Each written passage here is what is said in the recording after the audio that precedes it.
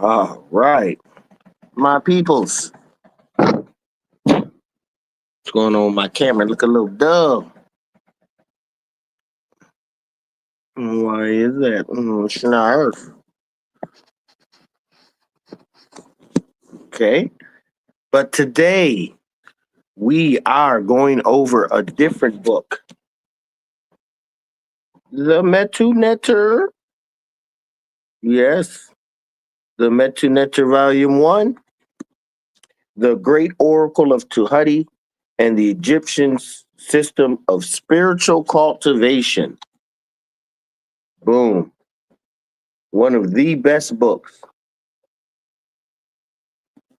Uh, Bringing you a lot of wisdom, understanding of what really goes on, how it's broken down. It's a spiritual book. It's not religious.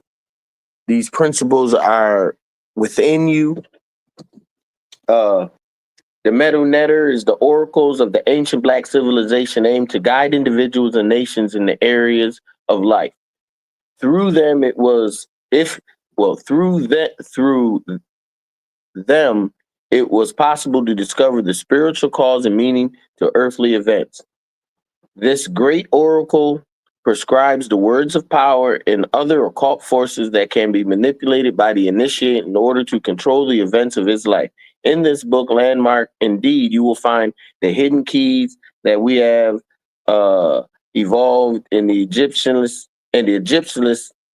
for ages. You will learn how to objectively evaluate every belief, method, spiritual measure that can be taken in a given situation of life. This book is its companion oracle cards will allow you to help yourself as others to go through the foreknowledge of upcoming events and spiritual causes behind them. Yes, excellent book. The Ra Nefa. Why is hold on, y'all? Oh no, something's going on.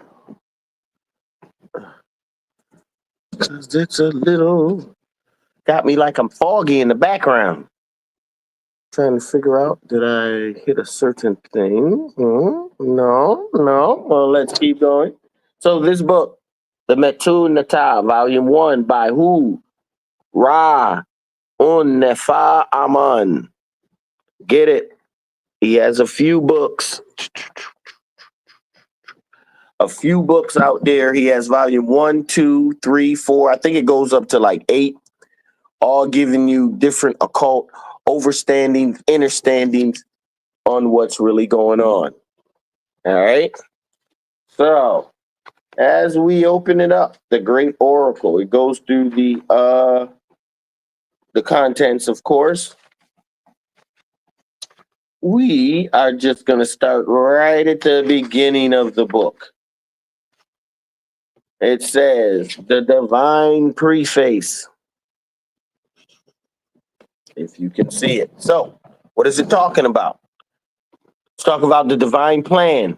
All right, we live in a world that was created and maintained by ununified work of multiplicity of agencies, meaning multiple agencies all doing the same work.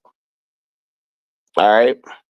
We live in a world that was composed of multiplicities of entities that are unified through a web of interdependence. In the infinity of this spiritual evolutionary career, man is unable to perceive the hidden forces and the abstract principles that unify the workings of the shaping universe of the world and the entities that make up the world.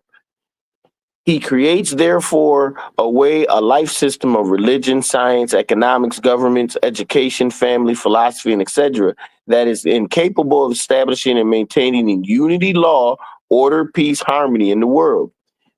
Thus, the world has been plunged into a deeper and deeper, sinking deeper day by day into the jaws of death. So it's just talking about how everything we rely on what's on outside of us, when the good shit is on the inside of us. All right. It is true that he has amassed a great number of facts concerning the workings of nature, a great collection of ideas concerning religion, and so on. But the possession of mass of facts, however reliable the facts are, does not constitute the possession of science, nor does it the nor does the possession of a collective collection of ideas about religion constitute the possession of religion.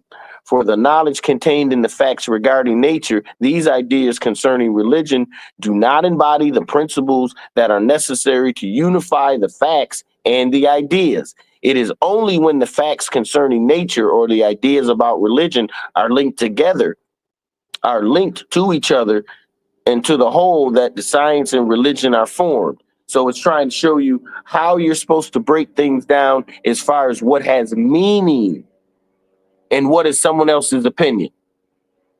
Something that you can know versus something that you have to believe, because belief can get you killed. Let's just be real. Are we real with it? All right.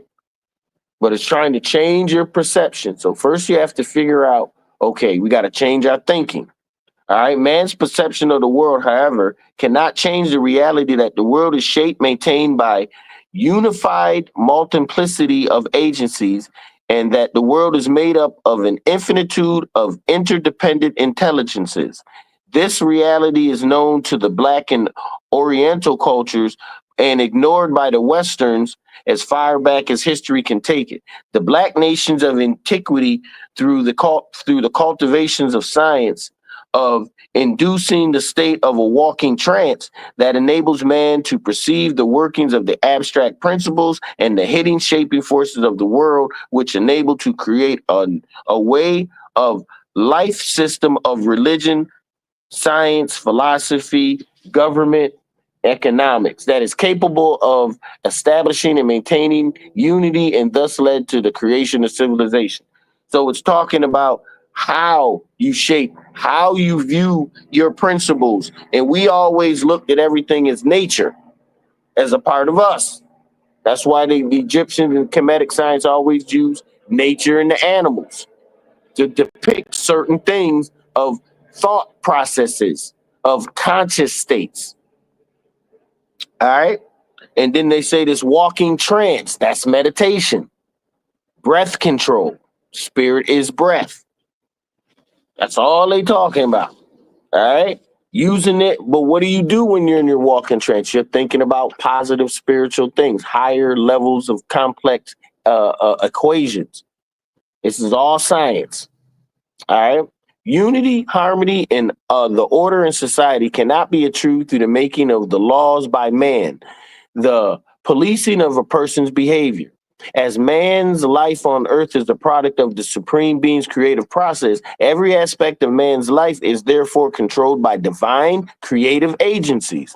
Unity and thus the prosperity in society can only be achieved by man's effort to into meaning to add this download, all right, in the knowledge of how the divine agencies are shaping his life, to institute the knowledge of the divine plan. It follows logically that principles and the multiplicity of shaping forces of the world and of entities making up the world, through it and all things and events in the world were unified. Religion with science, with government, with philosophy, with medicine, and so on. All one thing. There is no separation between them, how it's been separated. Religion without government or science without religion, this shit is crazy. These are all old Roman tricks. Shit that they use to separate, divide. They put you through their house, sick peoples, so that you can get sick and they only feed you medicines, don't try to cure you. All this is part of their plan. All right. And the purpose of this book is to give the reader working knowledge of this system. The divine plan is presented in this book not as a museum pieces that are the delight and folly of historians, but as a system to be lived.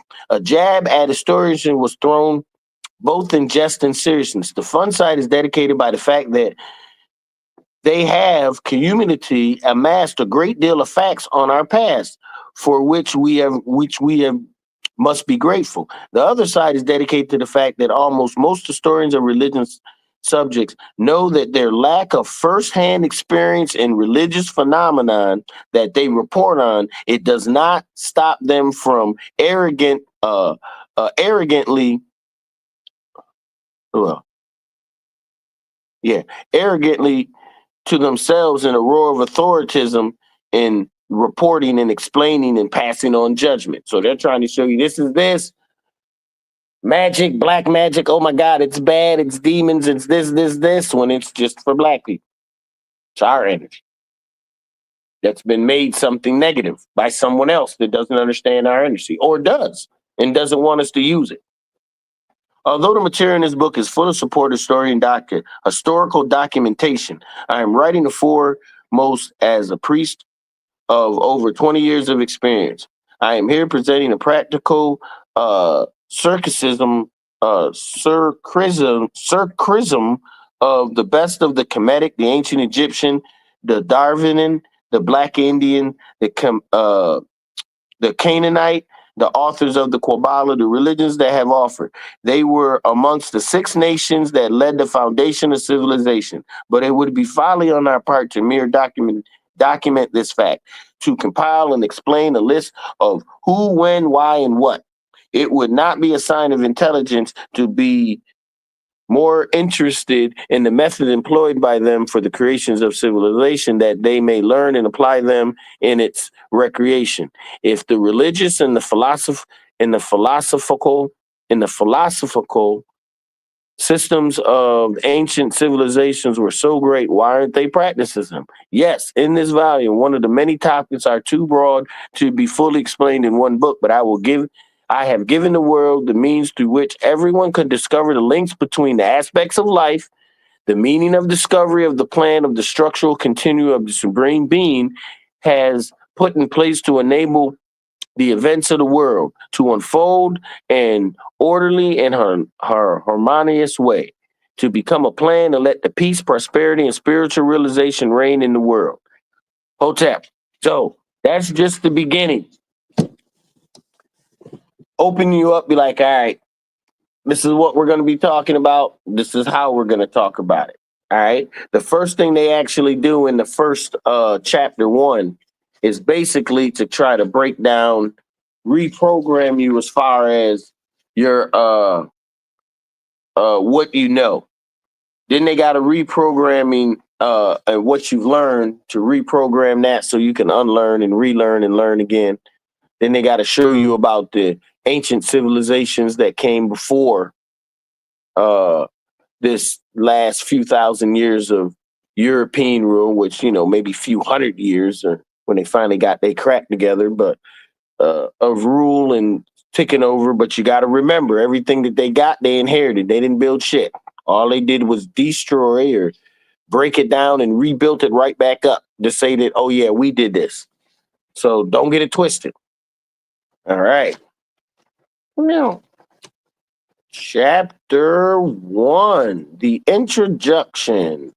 The world is on a collision course with disaster, not only from and because of the threat of nuclear war, but from the massive collapse of the institutions, political, social, economic, religious, spiritual, educational, etc.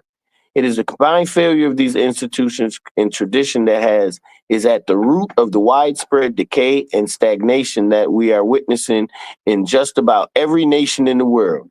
This is the affairs of the Comedian, the Cometian, the ancient Egyptian, the priestess who say, due to the lack of knowledge, this is why we were always why we're where we're at now. Due to the lack of knowledge. Has nothing to do with money, cars, women, drugs, gold, none of that. Because once you know, all things return to you. All right, due to the lack of knowledge. And explaining what knowledge itself, I thought to begin seems most natural to begin at the beginning, but would take us into such an abstruse discussion that it makes better sense to start instead at the very familiar midpoint. Let's start with what you are doing at this moment as your eyes race across these lines. I want you to make an effort to become aware of the fact that you are involved in 2 set functions. One is hand On one hand, you are making an effort to keep the attention on the sequence of words you're reading. On the other hand, without conscious effort and awareness, the meaning of what you're reading is taking place. These two set functions appear these two set functions are more apparent in complex activities. While you need to think of getting up and going somewhere, you need not to think of the details of the muscular activities involved in getting up itself. They are taken care of for you. When you type, dance, play an instrument, perform a sport, dive, right, you can become aware of the fact that part of your activity is being performed without conscious effort. Already, we're talking about knowing things you can perform without conscious effort. When you get into the realm of knowing you don't have to think about it, it's already there. Now, this dualization of your being into two fundamental sets of the central theme of knowledge itself. One part of your being is concerned with the activities that you have to direct, while the other deals with the activities that occur without your attention to them. You may notice that I have done a little trouble. I have gone to a little trouble to avoid the popular distinctions: voluntary versus involuntary, conscious versus subconscious behavior. We'll get into that later. Let us now label them willed and automatic responses. Uh, respectively. All right. It might not surprise you because you may know that the great performers making poor teachers. Yet it might surprise you to know that you cannot give an accurate description of how to walk or accurate words that you speak and etc. You fail the same reason that most great performers do in teaching. The performance of the task in question is carried out without the attention and awareness of the integral details involved. You direct your attention to the desired result, and on the other hand, your being unattended takes care of the actual execution. In fact, as you sit here, this other part is without your attention or consent, determining what understanding you are abstracting from what you are reading at the same time. It is taking care of the breathing, exchange of oxygen dioxide in your bloodstream, circulation through every cell of your body, probably digesting some food, getting ready to shut down uh, some of that directed activities that your automatic part of being may have more freedom and energy to do more repairs in the vehicle while you sleep, among many, many, many others and very complicated things. So now I was trying to show you how magic actually works. These unseen things, the breathing without you worrying about your lungs coming out, the thinking and the interpretation, even of what I'm saying. All these things are automatically done. We just point in what do we want to know? Do we want to know about what looks good, feels good, tastes good, sounds good, smells good? Or do we want to know about the inner us and how we function and we can program whatever life we want? It's all in you. All right. All right. Let's see.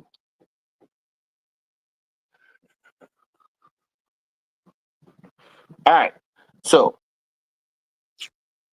what if the willed part of your being, instead of learning from a nuisance of others, learn from the omniscience part?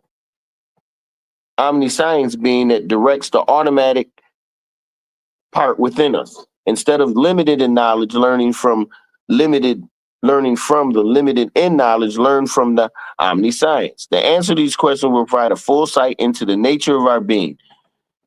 Cultures, nature of our being, the cultures we have produced and the shaping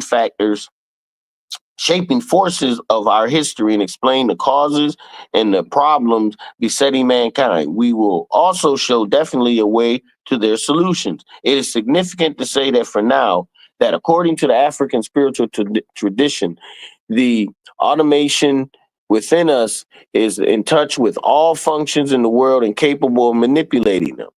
The proper direction, we will come to see that there are three kinds of people in the world. One type inclines towards relying on the willed part of their being for survival and flourishment. The second part on the omniscience, intelligence, and the automation on the third, and on the equilibrium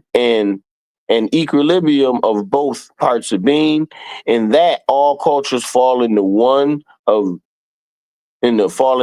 these categories. The three categories do not represent distinct types, but stages of spiritual development in nations. The first stage corresponds to the polarization of the will, the outer will, going through it, looks good, feels good, tastes good. The outer part of our being. The second is the polarization to the inner us. All right, that inner mind, those inner eyes, and so forth. All right. All right, so we're doing the inner us, the reliance on the infinite knowledge and the capability. Then you have the one outer inner, then you have the equilibrium between the two, the paraphrase, which will be explained further. So basically, you have the outer you that's only concerned with what's out. You got the inner you, that omniscience, omnipotent, all powerful part of you, can be anything, doing that's on the in you. Then you have a balance between the two. All right. Polarization and learning from the outside of ourselves, from someone else, and then learning from within ourselves, in the equilibrium of both approaches. Still further, the polarization is relying on the external tools, machinery, medicines. Polarization on stage two is relying on the internals, the power of the spirit. And three is the equilibrium of both methods. So it's showing how you can get energy from the inner you, just like you get energy from things on the outside through food, drink, water. It's saying same thing. You just have to learn the methods. All right.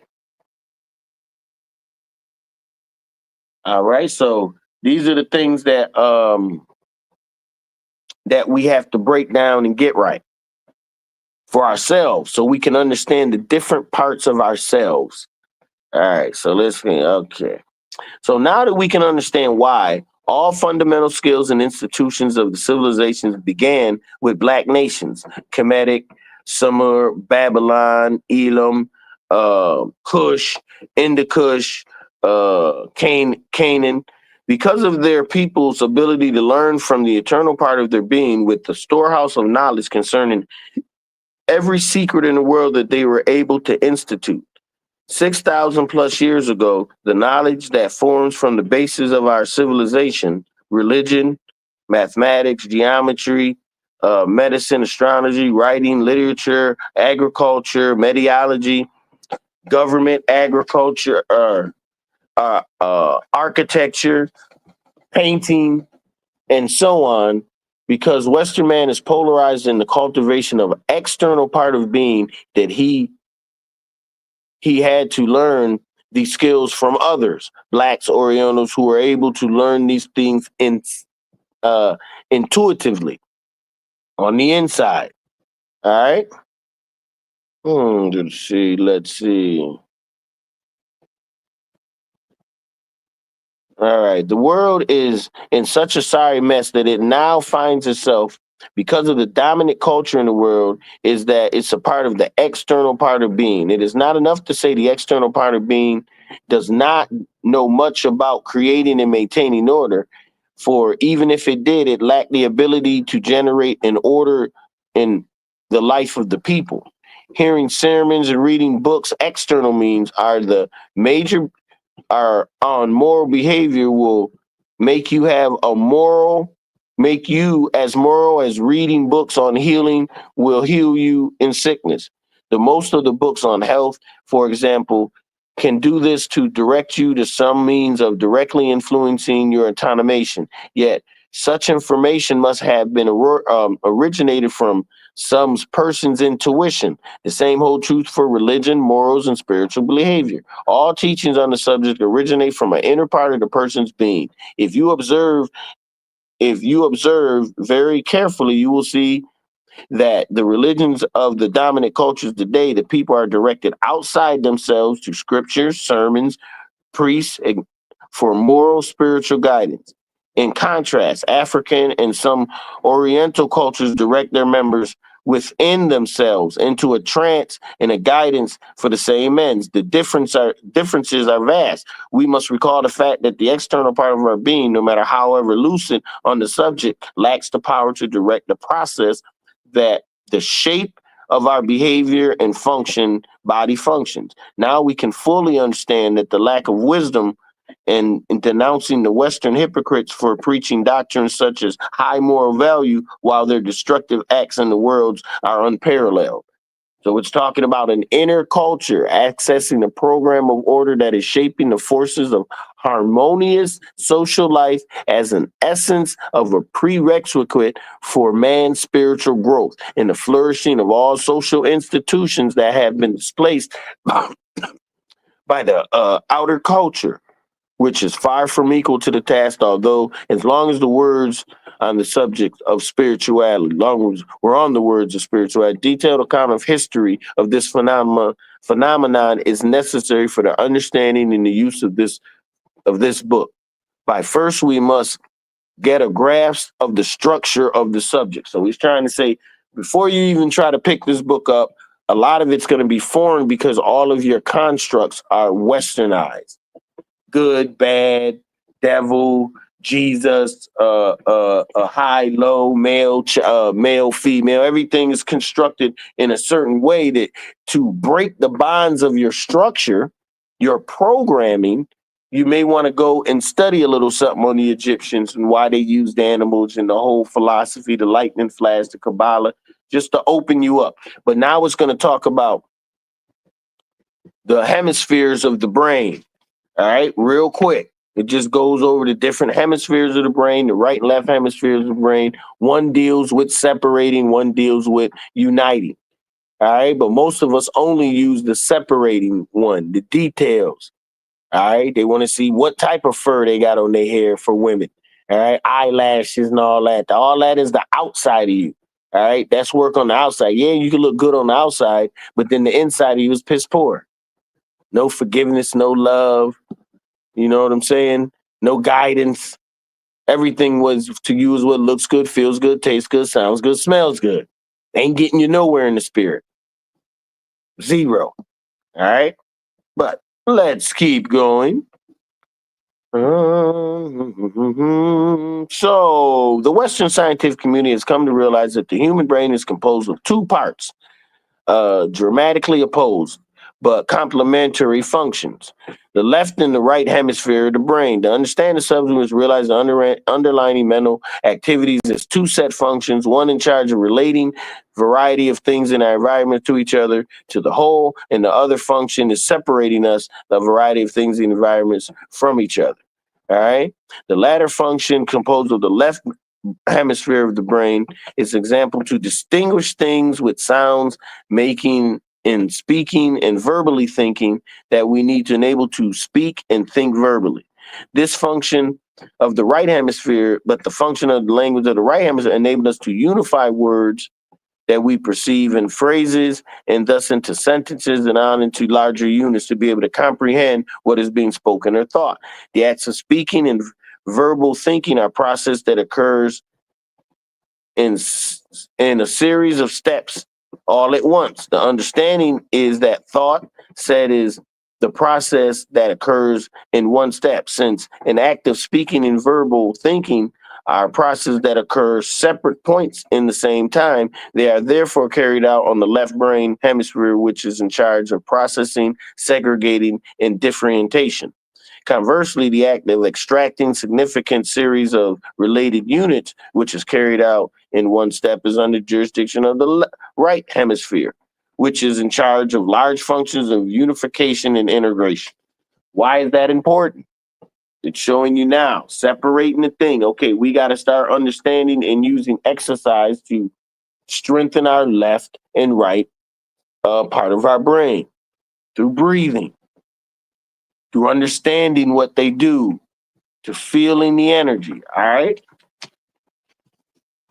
Very key, very key, very key, very key, very key, very key. All right. So we're not going to go too much into it.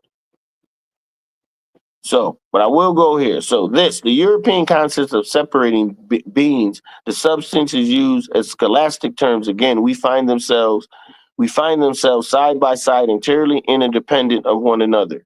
It's a foreign Batu thought, meaning whenever you feel like yourself that you're separated from others, that's a foreign thought, even for you to think that you're alone by yourself. Everyone is a representation of you, a reflection of you. That's how the Africans thought. Well, Africans, that's how the ancient Kemetic, that's how our original spiritual thought came about. All right, we all connected to everything. Everything has a principle of life, therefore it has a principle of connection with us.